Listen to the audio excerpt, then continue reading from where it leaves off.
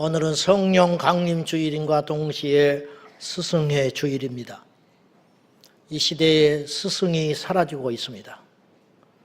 선생님의 위치도 AI의 등장과 챗GPT니 뭐니 하는 여러 가지 과학적 발전으로 인하여 이제 선생님의 자리도 위협받고 있습니다. 선진국들이 앞다투어 사람에게 지식을 배우는 것이 아니라 이제는 각자가 갖고 있는 기계를 도움을 받아서 교육을 받아가는 세상으로 바뀌고 있습니다. 한마디로 더 이상 사람이 사람을 가르치는 것이 아니라 기계가 사람을 가르치는 세상이 도래했다고 볼 수 있습니다. 이게 얼마나 무서운 일이며 또한 중요한 가치들을 말살시키고 있는지 우리조차도 모른 채 지금 우리 자녀들은 그런 대혼란의 시대에 살아가고 있습니다. 스승이 없다라고 하는 것은 스승 자신에게 불행하기보다는 제자들에게 더 불행한 일입니다. 스승의 날인데 찾아오는 제자가 없다. 이것도 가슴 아픈 일이지만은 제자로서 찾아갈 스승이 없다. 얼마나 인생이 비참한 것입니까? 비참한 거지요. 성경은 부모를 공경하라 했습니다. 부모를 대적하면 부모는 마음이 아픈 것으로 끝나지만 그 자식은 망합니다. 스승을 대적하면 스승은 자존심 상하는 걸로 끝나지만 그 제자는 망할 길로 가는 것입니다.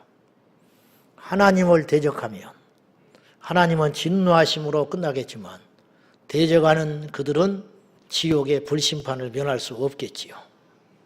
오늘 스승의 주일을 맞이하여 수고하시는 이 땅의 모든 스승님들께 존경과 또한 감사를 표합니다. 우리 교회학교 스승들, 우리 교회 셀리더 스승들, 1대2 양육 스승들, 그리고 영적 스승인 우리 교구 모든 주의 종 목사님들께 모두 우리 격려의 박수 한번 드리십시다.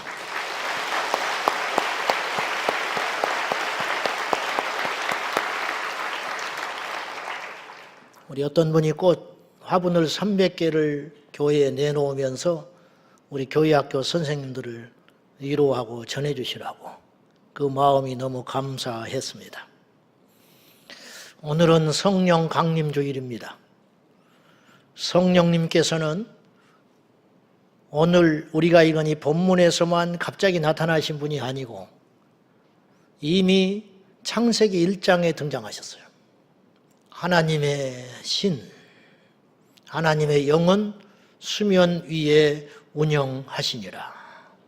성령님을 도구화하고 성령님을 삼위일체 하나님으로 인정하지 않는 것은 대단히 무지한 것이고 아주 중요한 영적 손실인 것입니다. 구약의 성령님은 개인에게 종종 임하셨습니다. 아시는 대로 삼손에게 임하시고 사울 왕에게 왕이 됐는데 깜이 아니에요.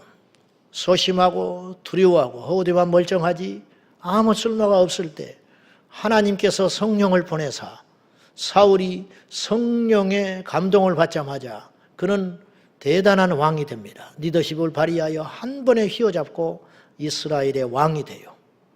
다윗에게 성령이 임하셨습니다. 이처럼 종종 구약에 성령이 개인에게 임하시고 떠나시고 임하시고 떠나시고를 반복하셨습니다. 그런데 오늘 본문처럼 집단적으로 어떤 공동체에 임하셔서 그들의 삶과 그 집단을 그리고 전 세계 역사의 어떤 분기점이 되는 이런 큰 역사가 오늘 성경에 나오고 있어요. 일반적 세계사에서는 이 내용을 다루지도 않고 관심도 없겠지만은 이 2000년 전 예루살렘의 마가다락방에 숨어있던 제자들에게 오순절날 임한 이 성령의 사건은 세상을 뒤엎어 놓을 만한 사건이었습니다. 왜냐? 이 성령이 오심으로 교회가 탄생합니다. 성령이 오심으로 겁장이 소심하고 두려워 떠는 그들을 변화시키사 하나님의 위대한 사도로 쓰여주시고 그 복음의 능력으로 말미암아 3,000명, 5,000명 예수께로 회개하고 돌아오고 안주명이가 일어나며 또한 사람이 해낼 수 없는 엄청난 능력들이 나타남으로 인하여 로마가 굴복을 당하고 세계에 열린 그 길을 통하여 서구 세계에 복음이 증거되는 그 핵폭탄보다 강력한, 핵폭탄은 사람을 죽이는 데 능력이 있지만은 이 성령의 역사하심은 사람을 살리는 역사로 전 세계를 뒤엎어 놓는 위대한 사건이 오늘 본문에 있게 된 것이에요. 자, 2절과 3절 말씀 우리 한번 다시 보십시다. 다 같이 시작. 호련히 하늘로부터 급하고 강한 바람 같은 소리가 있어 그들이 앉은 온 집에 가득하며 마치 불의 엿처럼 갈라지는 것들이 그들에게 보여 각 사람 위에 하나씩 임하여 있더니, 오늘 사도행전을 성령 안에서 기록한 누가는 당시의 장면을 이렇게 표현하고 있어요. 갑자기 무슨 소리가 들려왔다. 그 소리는 급하고 강한 바람 같은 소리였다. 바람 소리가 아니에요. 바람 같은 소리, 이 땅에 듣도 보지 못한 소리, 지금까지 한 번도 경험하지 못한 신비한 역사. 그러더니 한 차례 그 바람이 불어오더니 이제는 불의 혀같이 확 타오르는 것들이, 그곳에 약 120명의 사람들이 모였는데 각각의 사람들 머리 위에 그 불꽃이 피어오르고 있었는데 열이 나지 않고 사람이 타지 않는데, 그러고 나더니 그 입에서 지금까지 우리가 접해보지 못한 언어들로 각기 기도하기 시작하고 그곳에 성령의 역사가 이렇게 진동하듯이 일어나게 됐다는 거예요. 이 성령의 역사는 인류사를 바꾸는 큰 사건인 것입니다. 우리 개인도 마찬가지예요. 어떤 사람이 성령 받으면 그때부터 인생이 달라지는 거예요. 어떤 사람이 성령 받으면 그때부터 그의 삶과 인생과 그가 속한 공동체와 집단이 완전히 달라지게 되는 것이에요. 때때로 주의 종들을 성령께서 만나주셔서 전혀 다른 존재로 만드시사 능력 있게 힘 있게 쓰는 것을 우리는 간증을 통해서 수없이 들어봤습니다. 그런 사람을 셀 수도 없이 많아요. 돌아가신 대부흥사 신현균 목사님이 그랬고, 인천 숭이감리교회 이호문 목사님이 오살리에 가서 설교 듣다가 꼬꾸라져가지고, 그분이 목사 아들이었지만은 미지근한 사람이었는데, 성령을 부정하는 사람이었는데, 도망다니는 사람이었는데 성령 충만받고 목회하고 그 숭이감리교회가 불같이 일어났다는 것을 우리는 알 수 있어요. 이 시대의 비극은 성령의 역사가 시들어지고 있다는 거예요. 이 시대의 비극은 제약의 남발이 아니라, 악한 자들이 득세하고 있는 게 문제가 아니라 성령에 사로잡힌 주님의 용사들이 점점점 설 자리를 잃고 있다는 것이 큰 문제라고 저는 감히 말씀을 드리고 싶어요. 오늘 본문에 일어난 성령의 역사는 결코 우연한 사건이 아니었어요.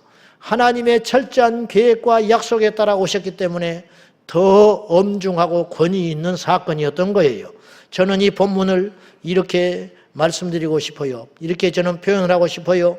거룩한 소란스러움, 하나님의 거룩하신 소란스러움, 모인 사람들이 누구도 부정할 수 없을 만큼 요란스럽고 떠들썩하고 소란스럽게 그들 안에 확실한 증거로, 그리고 평생 그들에게 임하신 이 성령의 역사가 떠나지 아니하시고 베드로를 사용하시고 바울을 사용하시고 셀 수 없는 하나님의 사람들을 사용하시사 2000년 동안 이 세계를 바꾸었다는 것을 우리는 꼭 기억해야 한다는 것입니다.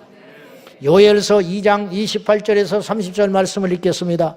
시작. 그 후에 내가 내 영을 만민에게 부어주리니 너희 자녀들이 장래일을 말할 것이며 너희 늙은이는 꿈을 꾸며 너희 젊은이는 이상을 볼 것이며 그때에 내가 또 내 영을 남종과 여종에게 부어줄 것이며 내가 이적을 하늘과 땅에 베풀리니 그 피와 불과 연기 기둥이라. 요엘 선지자는 정확하지는 않지만 예수님이 이 땅에 초림하시기 전에 약 500년 전에 예언했던 사람이에요. 다시 말해서 성령 강림에 앞서서 500년 전에 요엘 선지자는 자기도 알지 못하는 말을 성령 안에서 예언을 했어요. 내가 후에 내가 내 영을 만민에게 부어주리니, 유대인에게만, 이스라엘 백성들에게만 부어준다고 하지 아니하시고, 그때는 이 본문이 굉장히 파격적인 말씀인 거예요. 모든 만민에게 주의 영이 임한다는 것을 요엘은 선포했지만 본인도 모르는 말을 선포하고 죽은 거예요. 사실은 이사야 선지자가 처녀가 아이를 낳으리라 예언하고 죽었을 때 그 말이 무슨 말인지도 모르고 예언한 것처럼 요엘 선지자가 이 엄청난 예언을 한 거예요. 그때에 주님께서 말씀하시기를 내 영을 만민에게 부어주리니, 장래일이잖아요. 부어줄 것이니 너희 자녀들이 장래일을 말하며 너희 늙은이는 꿈을 꾸며 너희 젊은이는 이상을 볼 것이고, 그때에 부어준다 그랬어요. 완전히 쏟아 부어주시다는 거예요. 누구든지 받을 수 있다라는 뜻이에요.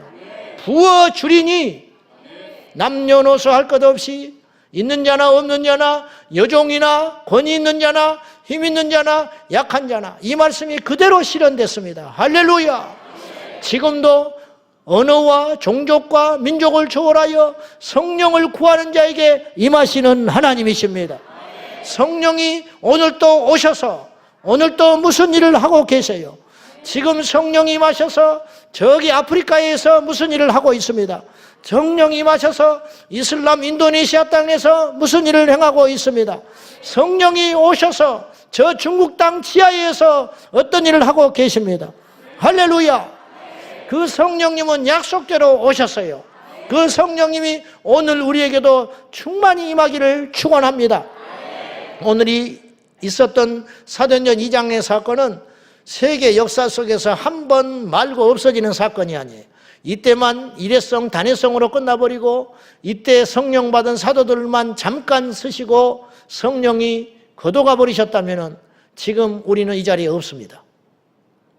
그러나 사도행전만 봐도 이것을 필두로 이제 본물이 터졌다는 말이 맞는 거예요. 누구에게도 성령이 찾아오셨어요. 심지어는 고넬료 이방인 로마의 백부장인 고넬료에게도 오셨어요. 이건 있을 수 없는 일이에요. 율법적으로는 고넬료가 절대 성령 받을 수 없어요. 그러나 고넬료가 성령을 받았습니다. 성령이 임하셔서 옥토가 흔들리고 성령이 임하셔서 땅이 진동하고 성령이 충만하여 겁쟁이들이 담대히 복음을 전하게 되었습니다. 오늘 이 역사가 오늘 또 중단되지 아니하고 오늘 어디선가 일하고 있다면 그 성령님이 오늘 우리에게 임하기를 축원합니다. 누가복음 11장에 구하라 그러면 주실 것이고 찾으라 찾을 것이라 그리고 두드리라 열릴 것이니라. 기도에 대해서 힘있게 우리 주님께서 확신 가운데 누구든지 구하면 받는다. 누구든지 찾기로 한다면 찾을 수 있다. 찾은 것을 문을 두드리면 열리게 될 것이다. 그 기도에 대해서 명쾌하게 말씀하시고 나서 우리 예수님이 이렇게 말하셨어요. 어떤 자녀가 아비에게 생선을 달라 하면 뱀을 주겠냐? 계란을 달라고 하면 전갈을 주겠느냐? 그런 부모는 이 땅에 아무도 없다. 하물며 너희가 악할지라도, 우리가 다 죄투성이고 이기적이고 시기와 질투에 화신같이 살아가지만 너희가 악할지라도 그 사랑하는 자녀를 위해서는 무엇을 안 주겠냐? 가장 좋은 걸 주지 않겠느냐? 하물며 하늘에 계신 너희 아버지가 구하는 자에게 성령을 주시지 않겠느냐? 이들은 아직 성령 받지 않았을 때예요. 제자들은 성령이 무엇인지 모를 때예요. 그런데 예수님은 성령을 주신다고 약속하셨어요. 근데 이 본문을 여러분이 주의 깊게 살펴봐야 돼요. 너희가 악할지라도 자식에게 좋은 걸 줄 줄 알거든 하물며 구하는 자에게 성령을 안 주시겠냐? 이게 어떻게 보면 그전에 성령이라는 말이 없었어요. 성령님을 쭉 설명하다가 성령님은 이렇게 중요하다. 너희가 성령을 받아야 산다. 성령을 받으면 이런 일이 일어난다. 그렇게 설명하신 다음에 너희가 구하기만 하면 성령을 받게 되리라. 그렇게 하신 것이 아니고 느닷없이 성령님을 가지고 오셨어요. 그건 무슨 뜻이냐? 그렇게 중요한 분이다. 너희가 구할 때에 아픈 사람은 건강을 구할 것이고, 재물이 없는 사람은 부함을 구할 것이고, 집안에 우환이 끊이지 않는 사람은 평안을 구하겠지만은, 그런 것보다, 그 어떤 것보다, 너희가 그런 많은 것들을 구하게 되겠지만 그 어떤 것보다 하나님이 기쁘게 받으시는 구함, 그건 뭐냐? 성령을 구해라. 그래서 사도행전 1장에 예수님께서 이 땅에 인간으로 치면 유언인 거죠. 승천하시기 직전에 예수님이 가장 중요한 이야기를 하셨어요. 그건 뭐냐? 교회에 얼마나 할 말이 많겠어. 그 불안불안한 제자들을 남겨두고 물가에 내놓은 애처럼 남겨놓고 가실 때에 싸우지 마라. 싸우지 마라. 베드로야, 성질 좀 죽여라. 너 나를 3번이나 부인했는데 이제 그러면 안 된다. 어? 이제 철 들었지? 뭐 이런 할 말이 너무너무 많을 거 아니에요. 그런데 주님은 그런 말 하지 않으셨어요. 기다려라. 내가 너에게 약속한 그것을 기다려라. 예루살렘 떠나지 말고 몇 날 며칠이 못 되어 그 약속하신 것을 보내리니 기다려라. 제자들이 뭔지를 몰라. 오직 성령이 너에게 임하시면 너희가 권능을 받고 예루살렘과 온 유대와 사마리아와 땅끝까지 이르러 내 증인이 되리라. 무엇인지는 몰라요. 아직 받아보지를 못했으니까. 제자들은 지금 부족한 게 너무 많아요. 너무 많아. 힘도 있어야 하고 앞으로 살아갈 것도 막막하고 너무너무 부족한 것이 많다고. 부활하신 예수님만 보았지만 아직 그들에게는 손에 잡힌 것도 없고 가진 것이 하나도 없어요. 그런데 주님께서는 한 가지만을 구하라고 그랬어요. 그것이 뭐냐? 성령을 기다려라. 성령이 반드시 오신다. 그리고 성령이 오시면 너희가 권능을 받게 되리라. 권세와 능력을 받게 되어 이 세상을 정복하고 다스리게 될 것이다. 예수님은 확신 가운데 말씀하셨고 그 명령을 받고 믿었던 제자들과 남은 가족들은 일주일 여간을 생명을 걸고 그것을 달라고, 그분을 부어주시라고, 성령님이 우리 안에 임재해 달라고 그들은 목숨 걸고 흩어지지 않고 기도했고 오순절날 마침내 그들 가운데 성령이 임하신 것이에요. 이 성령님이 오늘도 전 세계에서 운행하고 계십니다. 여러분, 성경에 이 사건이 한 번으로 끝난 게 아니라니까요. 사도행전 4장, 그리고 스데반이 순교할 때도 성령이 충만했고, 사도행전 9장 부활하신 주님으로 성령이 임하셔서 바울을 만나주셔서 이방인의 선한 도구로 사용하시고, 10장에 가서 고넬료를 꺾으시사 듣는 무리 중에 성령으로 충만히 임하셔서 방언이 터지고 각색 은혜가 일어나게 되었고, 사도행전 19장에 에베소에 도착한 바울이 아볼로의 제자들을 만나자마자 답답함을 느꼈어요. 너희가 예수는 믿고 있었어요. 예수님이 십자가에 죽으신 것과 부활하신 것을 다 머릿속에 알고 있었어요. 우리들처럼 지식으로 알고 있었다 이 말이에요. 그런데 뭔가 불안해. 이들은 나중에 믿음을 잃어버릴 것 같고 세상에 가면 휩쓸릴 것 같고 아무런 맥도 못 추고 쓰러져 버릴 것 같은 생각이 든 거야. 그래서 바울이 이렇게 질문을 던졌어요. 너희가 믿을 때에 성령을 받았느냐? 역시 우리는 성령이 있음도 듣지 못했다. 성령이 뭐냐? 말씀으로 가르칠 때 그리고 그들에게 안수할 적에 그 무리 중에 12명이 성령의 충만함을 입어서 그들에 의해서 방언이 터지고 그들에게 새로운 삶이 시작됐어요. 그리고 그 이야기는 그걸로 끝나요. 그 성령 받은 12명은 어떻게 됐을까요? 집에 가서 그냥 살림 살고 그렇게 살았을까요? 직장 생활하면서 그냥 먹고 내 새끼나 챙기고 그렇게 살았을까요? 아닙니다. 불이 임했잖아요. 불. 여러분, 우리 집에 불이 났어요. 그걸 어떻게 감출 수가 있습니까? 우리 집에 불이 나버렸어요. 무슨 수로 감추냐고요? 성령이 우리에게 오셨어요. 그걸 무슨 수로 감춥니까? 어느 교회에 성령이 오셨어요. 어떻게 그걸 무슨 수로 감춥니까? 어떻게 안 변합니까? 어떻게 안 달라집니까? 우리가 결국 안 달라지고 있다는 건 다른 것 없어요. 지식으로만 종교생활하고 있는 것이지 성령의 사람이 못 되었기 때문에 그러는 것이에요. 베드로는 예수님을 믿었고 알았잖아요. 그러나 불이 없지 않았습니까? 그러니까 아무것도 아닌 거예요. 그에게 성령이 불같이 임하셨고 베드로는 마침내 진정한 사도가 되었고 복음을 전할 때에 사람이 할 수 없는 일이 일어나기 시작했어요. 그건 뭐냐? 3,000명, 5,000명이 한 번의 설교로 세례받고 예수께로 돌아왔다라는 거예요. 지금도 그런 일은 쉽지 않아요. 지금같이 열린 세상에서도 쉽지 않다고. 그러나 유대 율법의 폐쇄적이고, 그리고 그 당시 예수 그리스도의 복음은 양쪽에서 협공을 받고 있었어요. 이방인들에게도 협공을 받고 있었고 유대인에게도 협공을 받고 있는 그야말로 아무것도 없는 질이 멸렬한 신앙인이었어요. 그런데 그걸 누가 믿으려고 하겠어요? 그런데 믿었어요. 그건 뭐냐? 강력한 그들의 고집과 아집과 전통과 자존심을 깨뜨릴 만큼은 강력한 역사가 있었다는 거예요. 로마도 유대인들은 굴복 못 시켰어요. 칼과 총이 그들을 굴복시키지 못했어요. 철학이 그들을 굴복시키지 못했어요. 그것을 뛰어넘는 파워, 그것을 뛰어넘는 절대 능력, 그것이 바로 성령의 역사인 것이에요. 성령님을 누가 대항합니까? 성령님을 누가 맞설 수가 있습니까? 성령이 오시는 걸 누가 거부합니까? 어떤 사람은요, 기도원에 가서 나는 절대로 그냥 있다 오겠다 그런 사람도 있어요. 그러나 찬송할 때 불이 확 임해가지고 강권적으로 깨트려져가지고 인생이 달라진 사람도 셀 수 없이 많아요. 복 받은 거죠. 대박 난 거야. 이런 성령의 대박이 오늘 저와 여러분에게 있기를, 한 번으로 끝나는 것이 아니라 우리 평생의 시시때때로 어려울 때마다, 힘들 때마다, 침체될 때마다, 그때마다 성령님이 오셔서 우리를 다시 충만히 채워지기를 축원합니다. 성령님이 지배하는 성령의 교회, 성령의 교회에서는 과연 무슨 일이 일어날까요? 감히 말하건대요, 초대교회는요 성령님만 계셨어요. 한번 이제 보세요. 이 사건으로 인하여 초대교회가 시작되거든요. 이들이 뭐가 있습니까?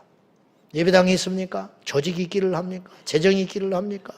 아무것도 없어요. 뭔만 있냐? 성령님만 있는 거예요. 그렇지 않아요? 오늘 본문에 성령님만 있는 거예요. 성령님과 성령 받은 사람, 그거면 다예요. 이 힘이 세계를 이겼어요. 감히 말하건대 오늘 이 시대에는 어떻습니까? 이 시대 교회는 성령님만 없어요. 좀 제가 극단적인 표현이지만 성령님만 없다니까.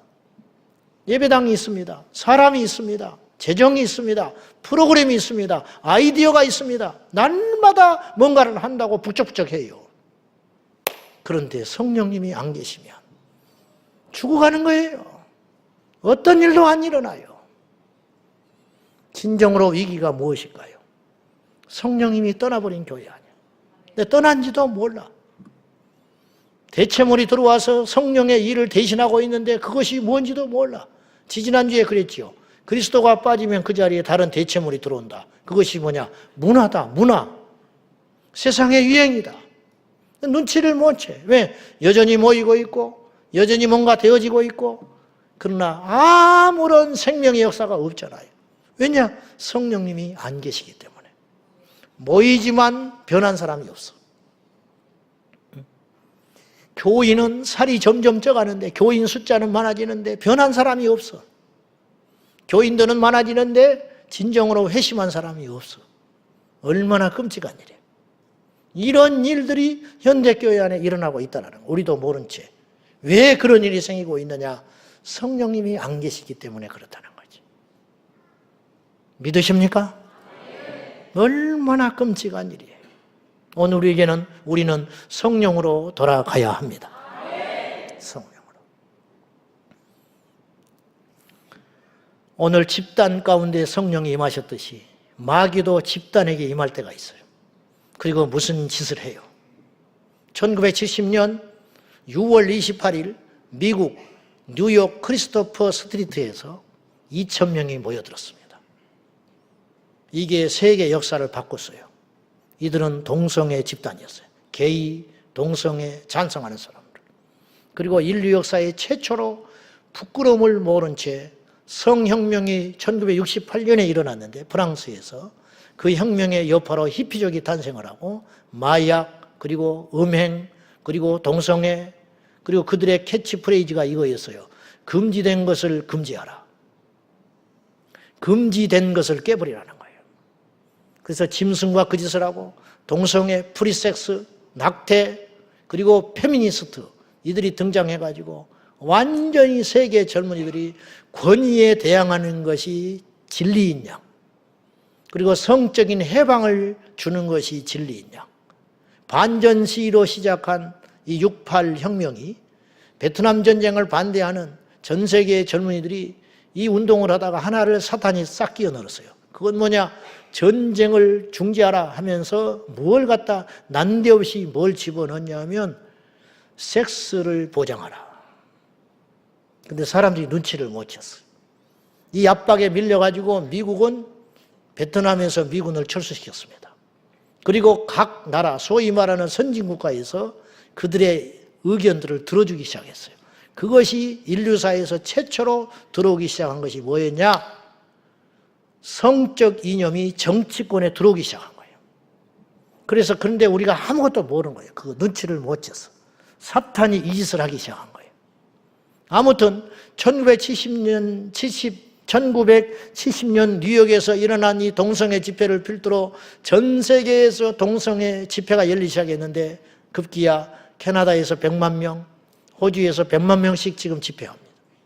그리고 예수님이 태어난 이스라엘 땅 텔라비브에 예수님이 걸어다니셨던 그곳에 20-30만 명씩 모여가지고 해년마다 동성애 집회를 하고 있으니 하늘에 계신 우리 아버지의 마음이 어떻겠습니까? 저는 단순히 6월 1일 날 모이자라는 말을 하는 게 아니에요. 눈이 있으면 보라 이 말이에요. 영적인 감각이 있으면 지금 이 시대가 어떤 일이 벌어지고 있는지를 보라 이 말이죠. 그들이 2,000명 모였을 때 감히 저는 이렇게 말하고 싶어요. 악한 영이 그들 가운데 임한 거예요. 1973년 우리나라 5월 31일 날 여의도 광장에서 51만 명이 빌리그리암 대집회 서울 집회로 모였어요. 그리고 4일간 열렸는데 마지막 날 저녁에는 110만 명이 모였습니다. 여러분 비교되지 않습니까? 성령이 모인 무리에게 임하여서 그 뒤로 한국교회는 엄청난 부흥을 이루었어요. 그렇듯이 원수 마귀도 악령을 부어넣어가지고 무슨 일을 하고 있다는 거예요. 이 전쟁의 틈바구니에 우리가 있다는 걸 꼭 기억해야 됩니다. 여호수아가 촉구했습니다. 요단강을 건너기 전 광야에서 섬기던 신이 참신이냐? 그 우상이 참신이냐? 가나안 땅에 와서 20년 동안 전쟁하고 땅 분배하면서 나태했던 너희들이 풍요로움에 빠져가지고 이 땅에 와서 우상 숭배하고 있는데 그 짓을 하고 있는데 택해라. 그들이 참신이라면 그들에게 가라 말이야. 그러나 나와 내 집은 오직 여호와만을 섬기겠노라. 오늘 우리는 성령님만 구해야 되는 것이에요. 우리 자녀들이 악령의 종이 되면 안 돼요. 성령의 종이 되어야 되는 것이에요. 이것이 우리의 마지막 힘이요 보루예요. 애들을 무슨 수로 가르칩니까? 말로 됩니까? 안 되는 거예요. 성령이 오셔야 돼요. 성령이 오시면 겁쟁이가 용사가 되는 것이에요. 성령이 임하시면 우울했던 자가 하나님의 능력을 받아 전사가 되기 시작하는 것이에요. 성령이 임하시면 동성애자도 변합니다. 성령이 임하시면 공산주의자도 변합니다.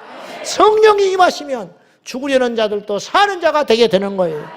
그 성령의 능력이 우리 가운데 와야 할 줄로 믿습니다. 성령의 충만한 교회는 부정할 수 없는 확신과 힘이 생기는 것이에요.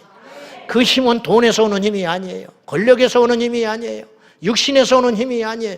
영적인 힘, 스피리추얼 파워, 성령의 능력이 우리 교회에 임하기를 축원합니다. 우리 자녀들이 성령 받아서 영적 영권, 영역을 받아야 되는 것이에요. 좋은 대학 안 나와도 괜찮아요. 과거가 어때도 상관없어요. 가난해도 상관없고 집안이 비천하고 못 배워도 상관없어요. 우리 주님이 약속하셨어요. 남종과 여종에게 모든 만민에게 성령을 부어주신다 했으니 누구든지 구하기만 하면 성령 받을 수 있는 것이에요. 오늘 또 받을 수 있습니다. 저는 아무리 생각해도 이상한 일이 일어나요. 아무리 생각해도 이상해. 이 땅의 교회들이 보세요. 건물을 어마어마하게 잘 지어놓고 수천의 회중들이 앉혀놓고 파이프 오르간을 수십억짜리를 설치해놓고 박사 가운을 입고 많이 배운 목사님, 저는 폄하하지 않은 게 아니에요. 나는 부족한 사람이기 때문에. 그리고 전부 화이트 칼라로 양복을 입고 쫙 빼고 앉아가지고 경건하게 거룩하게 그리고 목사님은 잘 준비된 논리적인 설교를 가지고 신학적인 이야기를 언어를 써가면서 설교를 쫙 합니다. 50%가 잡니다. 교인들 50%가 자. 그 쓸데없는 짓을 뭐하고 있냐. 자기도 알아. 이 설교는 저 사람 바꿀 수 없다. 회중들도 알아. 오늘 가서 내가 변할 수 없다는 거 알아요. 그래요, 안 그래요? 마치 바리새인들이 과거에 성전에 드나들지만 입으로 주여 주여 부르지만 그들은 가짜였다는 걸 알았듯이. 너무 가슴 아파. 지금 이 짓을 우리가 수십 년 하고 있는 거예요. 왜 그런 일이 생기냐 이 말이에요. 자기도 알아요. 찬송할 때 수천 명이 찬송을 하는데 박수 한 번 치는 사람이 없어요. 기도를 하는데 수천 명이 기도를 하는데 소리 내서 기도하는 사람이 한 명도 없어요. 이거 어쩌자는 거예요, 도대체. 어쩌자는 거예요. 희한해요. 큰 교회일수록 성전을 잘 지어놓을수록 왜 기도원에 가서는 성령을 찾으면서 예배당에서는 성령을 안 찾습니까?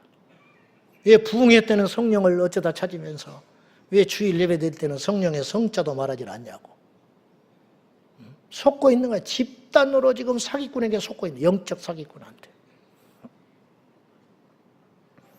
제가 신학생 시절 때 방학 때 기도원을 찾아갔어요. 기도원을 가지고 기도원에 본당에 들어가서 아무도 없더라고. 혼자 막 부르짖어 기도를 했어. 그래서 누가 나를 이렇게 건드려. 나는 주님이 오신 줄 알았어. 그래서 눈을 떠서 이렇게 보니까 그 직원이 와가지고 전도사님 같은데 여기서 이러면 곤란합니다. 기도가 딱 스톱돼 버렸어. 기도원 성전에서 부르짖어서 방언으로 기도하고 있는데 여기서 이러면 곤란하대. 신고받고 온 거야. 누가 기도원 성전에서 부르짖어 기도하고 있다고. 누가 정상이에요? 누가 정상이에요? 손 들고 찬송하는 게 박수 치는 게 정상이요. 이렇게 팔짱 끼고 이러고 있는 게 정상이에요. 예배 시간에. 무엇이 문제예요? 옛날에 우리 교회 집사님이 한 분이 성북구에 사는 집사님이 있었어요. 이분이 이제 새벽 기도를 못 오죠. 거리가 머니까. 주일날만 왔어요. 그 새벽 기도를 집 앞에 있는 큰 교회에 나갔어요. 하던 습관대로 막 부르짖어 기도를 했대요. 눈 뜨고 났더니 성경책 위에 포스트잇으로 딱 붙여놨어. 여기서 이러면 안 된다고. 예배당에서 소리내서 기도를 안 한다면 어디 가서 기도를 하란 말이에요. 그 뒤로 그 교회 새벽 기도 못 가요. 집단으로 저는 체면 걸렸다고 생각해요. 한둘이 아니에요. 전부 속으니까 속고 있는지를 몰라. 전부 잠자고 있으니까 내가 잠자고 있는 걸 모른다 이 말이에요. 전부 성령이 없으니까 성령이 없는 게 정상으로 보인다는 거예요. 무엇이 정상이냐 이 말이에요. 저희가 잘났다는 게 아니에요. 성령이 임하시면 역동적인 인생이 되는 것이 전혀 다른 존재가 되는 것이 제 고백을 하나 하겠습니다. 저는 교회 나가기 전 중학교 2학년 때까지 옛날에는 학교에서요 선생님들이 몇 번 일어나 그럼 국어책 읽어야 해요. 국어책 있고 도덕책 있고 사회책 있고 지금도 그런지 모르겠는데 영어책 읽으라 하고 근데요 제가요 소심해가지고요 수업 시간에 걸려가지고 책을 읽게 되면 벌벌벌벌 떨었어요. 벌벌벌 떨고 말을 더듬으면서 책을 읽다가 혼나고 앉아 그랬어요. 그래서 저는 그때 교회를 안 다녔으니까 하나님을 안 믿었지만은 알지도 못한 신에게 기도를 하고는 했어요. 그때마다 나는 모르지만 내가 걸리지 않게 해주시오. 내가 지목당하지 않게 해주시오. 가슴이 막 벌렁벌렁 심장이 터질 것 같아요. 걸리면 읽어야 되니까. 그럼 막 벌벌 떨면서 일어나서 읽어야 되니까. 근데 기도를 할 때마다 여지없이 걸려버리는 거예요. 그랬던 내가 16살 중3학년 때 교회를 나가가지고 그해 여름에 성령을 받았어요. 불이 내게 임했어요. 내 입에서 듣지도 못한 희한한 말이 쏟아져 나오기 시작하고 기도를 1시간, 2시간 해도 시간 가는 줄을 몰랐어요. 그리고 마음이 벅차서 어쩔 줄 모르고 교회만 가고 싶은 마음이 확 불이 뜨듯 일어나는 거예요. 그때부터 하나님께서 저에게 새로운 인생을 주셨어요. 저에게 리더십을 주셔가지고 중고등부 회장을 했어요. 그 소심한 내가. 지금 그렇게 안 보이죠? 21살부터 제가 강단에 서서 설교를 시작했어요. 학부 1학년 그때 뭘 안다고 제가 장시대 다닐 때 명일동에 직업훈련학교가 있었어요. 그 당시. 지금 그 이름이 바뀌었더만요. 예전에는 중학교 졸업하고 고등학교 지나가지 못한 그 형제들이 모여가지고 수백 명씩 모여가지고 기숙생활을 하면서 기술을 배웠어요. 거기를 우리가 어떻게든지 이렇게 해가지고 월요일마다 가서 예배를 드렸어요. 전도하면서. 수백 명이 앉아있는데 나이가 나하고 2~3살밖에 차이가 안 나요. 나보다 나이 많은 사람도 앉아있어요. 시커멓게 강제로 동원돼가지고 그 원장님이 교회 장로님이야 우리를 초대해서 월요일마다 예배를 드렸는데 강제로 끌려가가지고 희죽거리고 빈정거리면서 이렇게 쪼아보면서 요새는 뭐 인권이 임원이 해서 불가능한 시대가 됐지만 그때는 강단에 모아놓으면 우리가 가서 설교를 했어요. 설교를 하면 사람들이 울어요. 제가 뭘 한다고. 제가 한 번은 고재봉에 대한 간증을 했어요. 고재봉에 대한 간증을 했는데 수백 명이 전부 집중해서 그 이야기를 듣더니 회개하는 기도를 하고 인이하신 구세주여 찬송을 했더니 그중에 절반이 일어나서 예수 믿는 역사가 일어났어요. 그때로부터 내가 거기 가면은 별명이 고재봉. 내가 지나가면 고재봉이 왔다, 고재봉이 왔다. 내가 고재봉이래. 군대를 갔다 와가지고 복학해서 24살이 됐는데 제가 그때부터 부흥회를 다니기 시작했어요. 물론 어른 부흥회가 아니고 그때만 해도 우리 친구들, 동료들이 이제 하고 있는 교회 학교 수련회 때마다 또 철야 때마다 제가 가서 불려가서 부흥회를 했어요. 부흥회를 하면은 이 희한한 일이 벌어져요. 어떤 병든 자를 위해 기도하면 그 사람 병이 나요. 반주자가 반주를 못해. 허리가 아파서 앉았다 일어났다 앉았다 일어났다 몸부림을 쳐. 왜 그러냐 그랬더니 허리가 아프대. 기도하자 그러면 그 자리에서 병이 났어요. 이런 일이 셀 수 없이 일어나기 시작해요. 우리 집사람이 증인이에요. 왜냐하면 94년도에 집회 갔을 때 우리 집사람이 반주하러 따라왔거든요. 그래가지고 그때 만나가지고 우리가 부부가 됐어요. 부흥회 때 와가지고. 부흥회 때 반주로. 그래서 우리 집사람은 저한테 오빠라는 소리를 한 번도 못했어요. 무서워서 나를 쳐다보지도 못했어, 처음에. 지금이야 뭐 우습게 알고 있지만은 처음 만났을 때는 너무 무섭게 생각하고 내 눈을 쳐다보면 귀신 나간다고 그래가지고 소문이 나가지고 나를 못 쳐다봤어요, 친구들이. 제가 그렇다라는 말을 하는 게 아니에요. 주님이 오시니까 희한한 일이 벌어지기 시작합니다. 성령이 우리 안에 오시면 초자연적인 일이 일어나게 되는 거예요. 그 성령님은 지금도 일하고 계십니다. 20세기 초 영국 웨일즈에 한 청년이 있었어요. 이 26살 먹은 청년의 마음속에 무엇인지는 모르지만 갈급한 마음이 생겼다고 그래요. 그리고 그는 알지도 못한 기도를 하기 시작했어요. 주여 나에게 부흥을 주소서. 이 갈망을 채워주소서. 그런 마음들이 불같이 일어났다고 그래요. 그래서 그는 늘 교회에 엎드려서 몇 날 며칠 몇 달을 기도하기 시작했어요. 그리고 그의 기도 제목은 한결같은 이것이었어요. 주여 부흥을 주소서. 주여 저는 죄인입니다. 저를 더 낮추어 주시고 제가 기억나게 하시고 이곳 웨일즈 땅에 부흥이 일어나게 하여 주십시오. 저는 이대로 살고 싶지 않습니다. 마치 오순절날이 다가오는 이 마가의 다락방에 이 사람들이 하나님 앞에 간절히 구했듯이 이 청년 형제가 혼자 주님 앞에 갈망하고 성령을 구한 거예요. 몇 날 며칠 몇 달을 한 가지의 기도 제목으로 주여 내게 부흥을 주소서. 주여 나에게 부흥을 주소서. 주여 나의 죄가 낱낱이 기억나게 하시고 나의 죄가 주님 앞에 다 고백되게 하여 주소서. 진실로 회개하게 하여 주소서. 형제를 사랑하게 하시고 내 안에는 주님의 경건함이 흐르게 해달라고 갈망하며 주님을 부르짖고 기도했다고 그래요. 성령 없이 기도한 그 시간들은 얼마나 힘들었겠어요.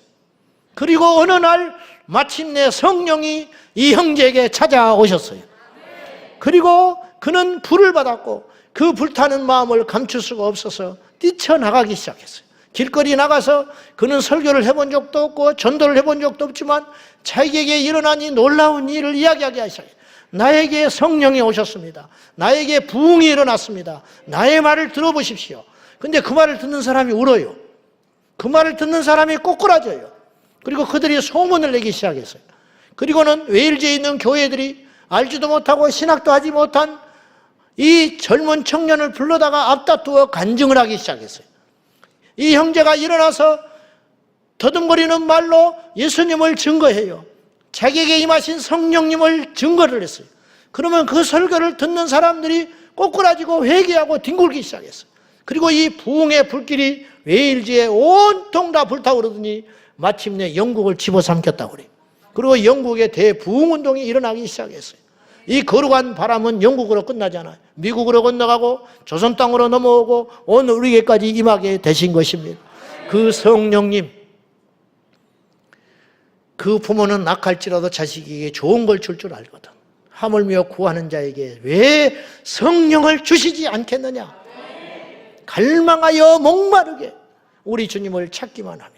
나는 제일 불쌍한 사람이 갈망이 없는 사람이라고 생각해요. 제일 안 된 인생이 첫사랑을 잃어버린 인생, 교회를 나왔지만 죽어있는 인생. 나는 너무너무 불쌍해 보여. 우리 다시 시작해야 돼요. 우리 모두 그 성령을 받아서 이 마지막 때에 성령의 사람이 되어서 성령의 교회가 되어서 우리 교회학교, 유치부, 무디부, 사랑부, 그리고 중고등부, 청년부 이래까지 모든 부서마다 예매 때마다 성령이 임하기를 원합니다. 우리 아이들이 성령 받으면 그들의 인생이 어떻게 되겠습니까? 이 땅의 젊은이들이 성령 받으면 어떻게 되겠습니까? 6월 1일 20만 명이 만약에 모여서 기수단 5천 명이 성령을 받는다면 이 나라의 미래가 어떻게 되겠습니까? 오직 성령이 너에게 임하시면 가난도 문제가 아니고 학벌도 문제가 아니고 재주도 문제가 아니라 오직 성령이 너에게 임하시면 너희가 권능을 받고 이 땅의 신학대학에 성령이 임하시면 이 나라의 장래가 어떻게 되겠습니까? 이 땅 국회의원들 속에 성령이 임하시면 이 땅의 강단마다 6만 개 교회 매주마다 성령이 임하실 수만 있다면 이 땅은 어떻게 되겠습니까? 그날을 기다립니다. 그것을 사모합니다. 우리 모두가 그런 성령의 사람이 되기를 예수님의 이름으로 축원드립니다. 기도하십시다. 하나님 아버지, 오늘 우리에게도 성령이여 임재하여 주옵소서. 성령님 충만히 임하여 주셔서 우리를 지배하시고 통치하시고 이끌어 주옵소서. 성령받아 선교하게 하게 하시고, 성령받아 전도하게 하시고, 성령받아 사랑하게 하시고, 성령받아 변화되게 하여 주시고, 성령받아 권능을 행하게 하여 주시고, 성령받아 병든 자를 고치게 하여 주시옵소서. 의사가 아니었던 베드로가 성령받자 안지명이를 일으켰습니다. 말더듬이 바울이 성령받자 복음 전도자가 되었습니다. 오늘 우리도 그런 역사가 일어나게 될 줄로 믿습니다. 성령님이여 이 시간에 우리에게 오시옵소서. 예수님의 이름으로 기도하옵나이다. 아멘.